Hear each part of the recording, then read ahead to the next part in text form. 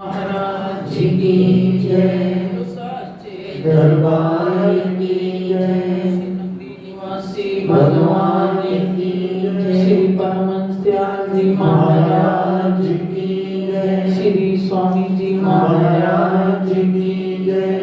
कथा प्रारंभ होत है, सुनो लगा कर ध्यान, सुनते सुनते जीव का हो जाए कल्याण। सियावर राम जय जय राम, मेरे प्रभु राम सीताराम, करो कल्याण जय श्री राम। हम श्रवण कर रहे थे कि जब भगवान श्री कृष्ण मथुरा में जाते हैं तो उन्होंने उस दर्जी को कैसा आशीर्वाद दिया कि आने वाले कलयुग में तुम्हारा ये दर्जी का कार्य इतना जोरों से चलेगा, नई नई डिजाइनें तैयार होंगी। ऐसा आशीर्वाद भगवान श्री कृष्ण ने दिया और ये आशीर्वाद फलीभूत भी हुआ और हम सब देख भी रहे हैं। और उस समय जो आज के प्रेमी हैं वो सोचते होंगे कि भगवान कृष्ण के समय हम भी दर्जी होते तो हमारे भी जीवन का कल्याण हो गया होता, हमें भी ऐसा शुभ आशीर्वाद मिल गया होता। कहने का अर्थ है कि भगवान इतने सरल हैं, लेकिन दास कंस की प्रसादी लेकर भी वो तो प्रसन्न हो गए, लेकिन जीव जो है वो झूठी वस्तु देकर भी राजी नहीं होता। उसके लिए भी उसके मन में एक खिंचावट रह जाती है कि मैं अगर ये वस्तु दे दूंगा ये मेरे से दूर हो जाएगी, तो उसे अपनी तरफ खींच रहा है, पूरा पूरा प्रयास करता है कि ये वस्तु मेरे पास ही रहे। अब भगवान श्री कृष्ण दूसरी ओर कुब्जा जो कि 3 स्थानों से कुबड़ी, उसकी सेवा जो कंस को अंगराग लगाती थी। अब बड़े बड़े लोग जो थे राजे महाराजे वो अंगराग लगाया करते थे, बड़ा सुगंधित होता था। और ये कुब्जा जो है वो राजा कंस को अंगराग लगाने जाती थी। अब भगवान कृष्ण मिल गए, जब रास्ते में मिले तो कुब्जा से कहते हैं ये अंगराग हमें दोगी? तो कुब्जा ने देखा कि एक बड़ा ही सुंदर बालक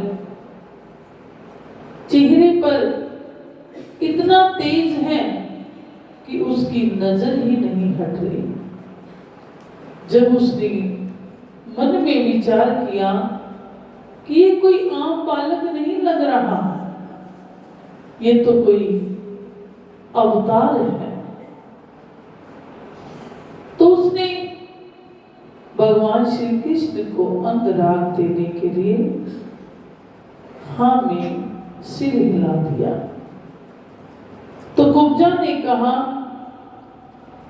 हाँ मैं ये अंगराग आपको दूंगी। और मन में इतनी गदगद हो रही है, इतनी प्रसन्न हो रही है कि आज पता नहीं क्या मिल गया हो, क्योंकि भगवान की उस तसव्वुर का तेज जो है वो उसकी आंखों में समा रहा है। तो मन में विचार करती है कि इतना सुंदर अवसर मेरे जीवन में और कौन सा होगा कि आज तो कुब्जा ने वो अंगराग का पात्र भगवान को दे दिया और भगवान भी उस अंगराग को लेकर बड़े प्रसन्न हो गए। और वहीं खड़े खड़े प्रभु ने कुब्जा के 3 कुबड़ों का कुरूप शरीर को सुंदर बनाकर अपनी रानी बना लिया। अब 3 दुर्गुणों से तिरछी कुब्जा ने जैसे ही जीवन के राग को प्रभु के अर्पण किया, प्रभु ने उसके दोष दूर कर उसे निर्दोष बना दिया। उसे अपने साथ ले गए। जीवन के राग को अगर प्रभु के चरणों में अर्पण करोगे तो प्रभु आपके साथ भी ऐसी लीला करेंगे, आपके भी उन कष्टों को हल देंगे और आपको एक सुंदर जीवन प्रदान करेंगे। अब बात चल रही थी उस गोपी की कि गोपी ने माखन नहीं दिया और जो कंस का धोबी था उसने भी वस्त्र नहीं दिए। तो उनका क्या हर्ष हुआ कि हम श्रवण कर रहे हैं कि उस गोपी ने प्रभु को माखन नहीं दिया और भगवान को पकड़ने के लिए एक नाटक करने लगी। मन में सोचती है कि प्रभु अब जब कन्हैया मेरे घर पर आएगा तो अपनी बाल्टी, मटका और रस्सी को छुपा दिया कि उसे ये पता चल जाए कि मैं पानी भरने चली गई हूं। और कन्हैया जब उसके घर पर आए तो देखा कि सन्नाटा सा छाया हुआ है और गोपी स्वयं एक कमरे में छिप गई। ये सब देख रही है। अब कन्हैया से क्या छुपा है, वो तो सब कुछ जानते हैं, लेकिन वो भी अपने भक्तों के साथ लीला करते हैं अनजान बनकर। तो भगवान श्री कृष्ण उसके घर पर आए, देखा मटकी भी नहीं है, बाल्टी भी नहीं है। तो झट से ग्वालों को साथ लिया और छीके से माखन उतारने लगे।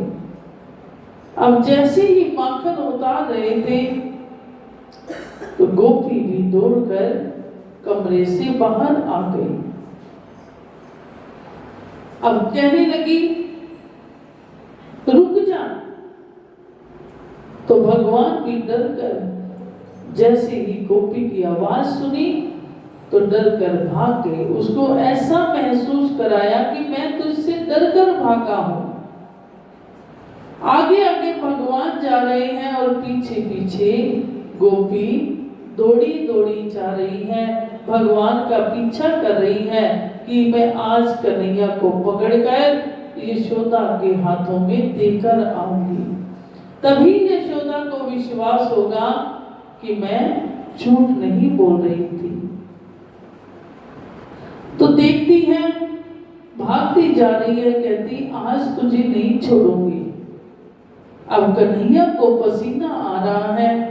जब दौड़े दौड़े जा रहे थे तो मार्ग में सूरदास जी मिल गए।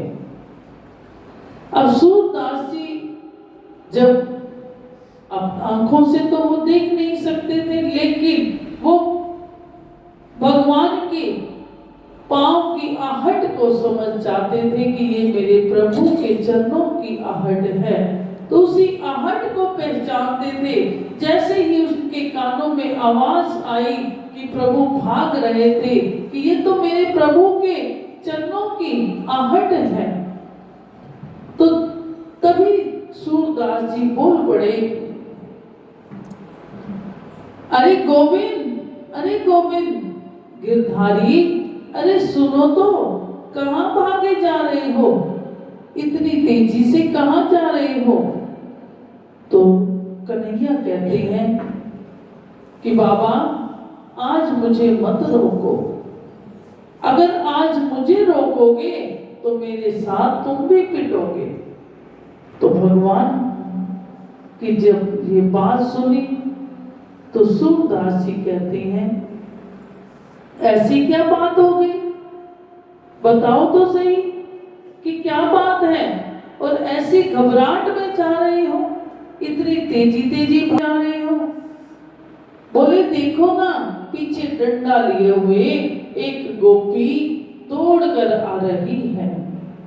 आज चोरी है, चोरी की है, पकड़ा गया तो मेरी पिटाई हो जाएगी। अब सूरदास जी ने पूछा तो कहाँ जा रही हो? अब सूरदास जी ने फिर प्रश्न कर दिया, जाओगे? तो प्रभु ने बड़ा सुंदर जवाब दिया, बोले किसी अंधेरी जगह में जाकर छिप जाऊंगा, बैठ जाऊंगा, जहां मुझे कोई ना ढूंढ सके।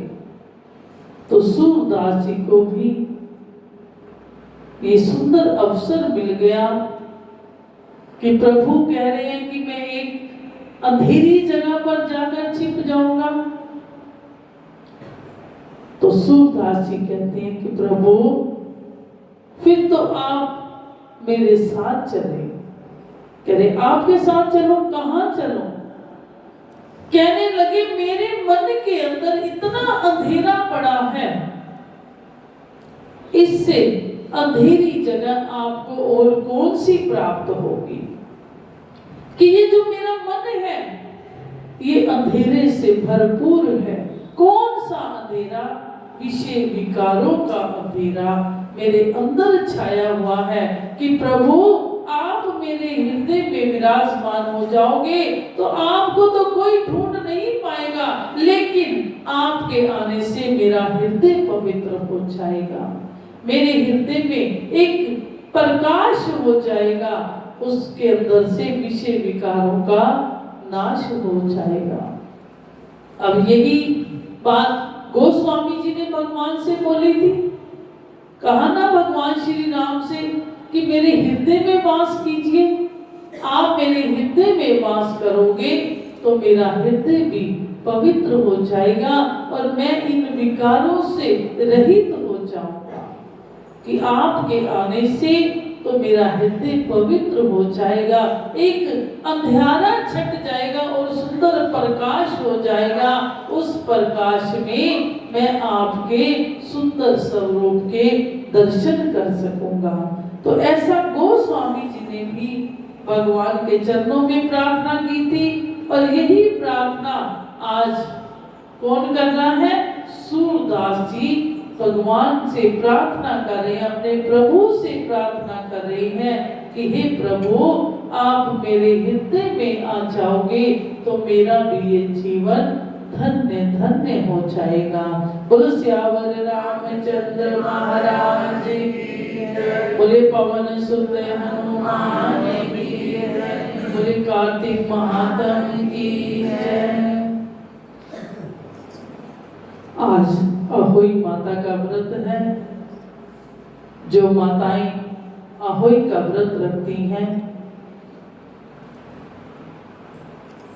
बोले अहोई माता की जय।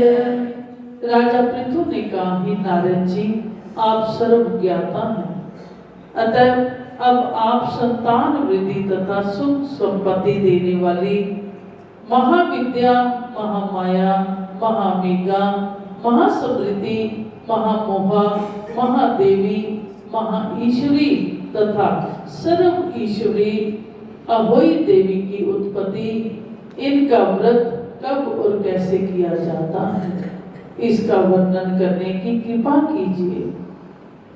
तब नारद जी कहने लगे कि एक समय कली काल में बड़ा भारी दुर्भिक्ष यानी अकाल पड़ा तथा महामारी फैलने से अनेक अकाल मृत्यु हुई।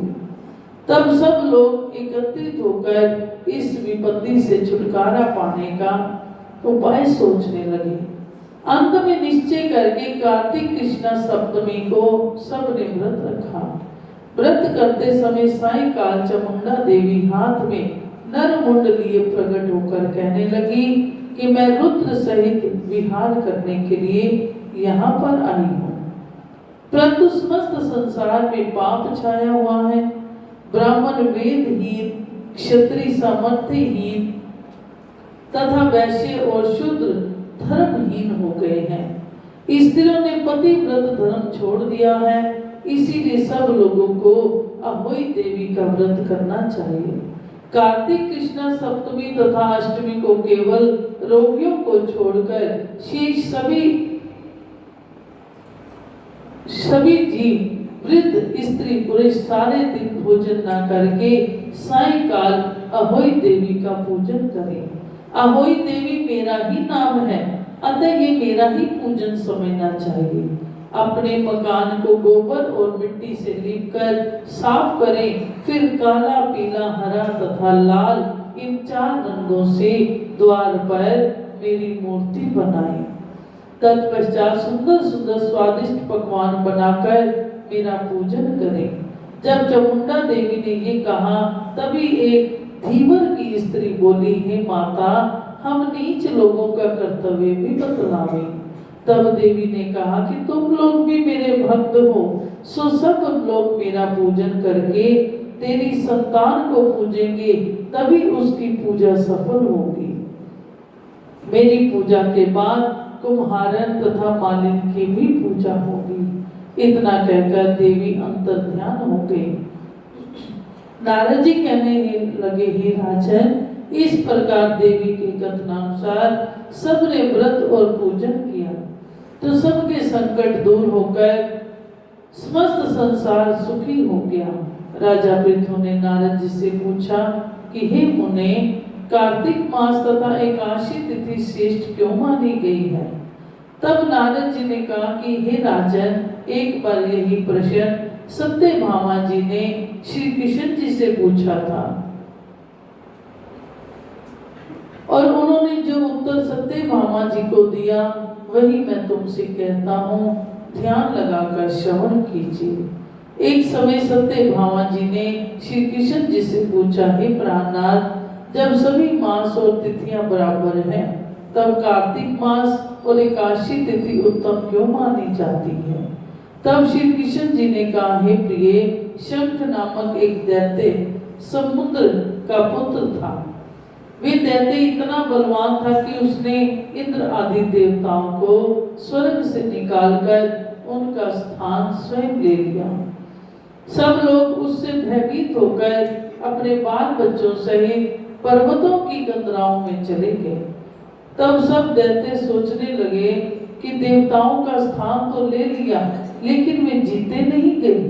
सो ऐसा प्रतीत होता है कि देवता वेद मंत्रों से बलशाली हैं, अतः मंत्रों सहित वेदों को हर लिया। जब उसने ऐसा विचार किया तो वेद डर के मारे समुद्र में चले गए।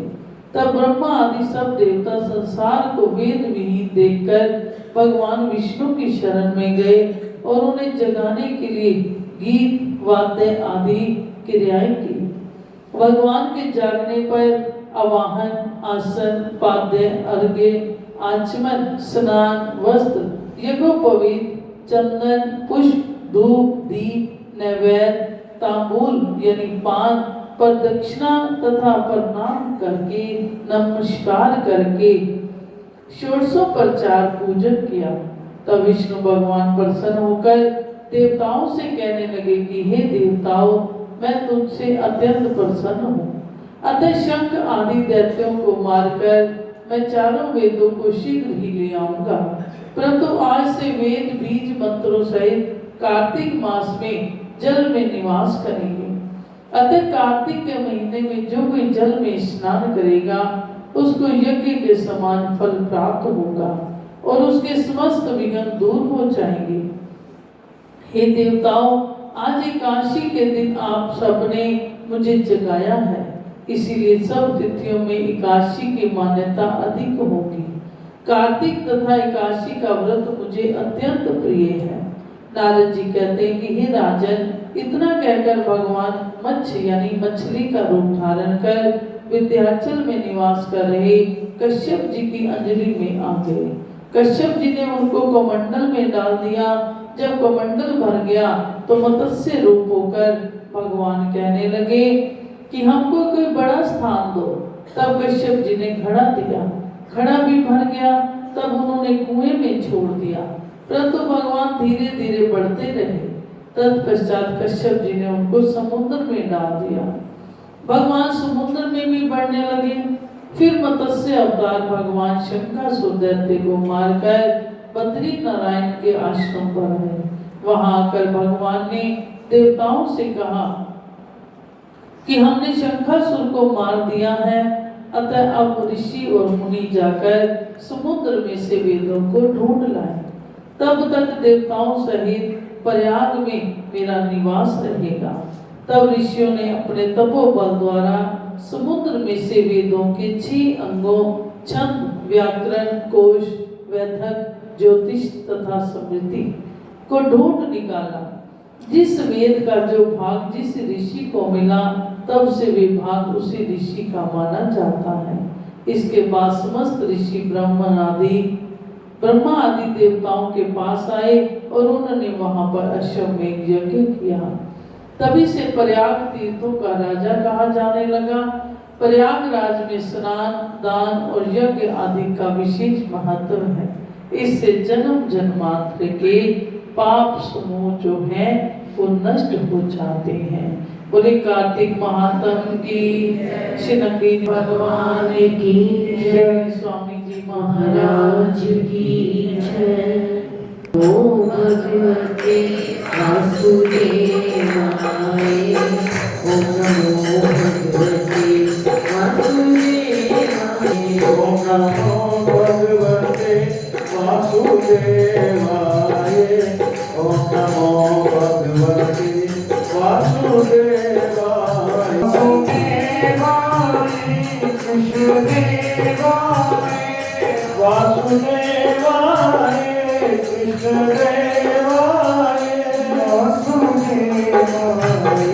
कृष्ण देवाय, वासुदेवाय कृष्ण देवाय। नमो भगवते वासुदेवाय, नमो भगवते वासुदेवाय। वृंदावन बिहारी लाल की जय। और आज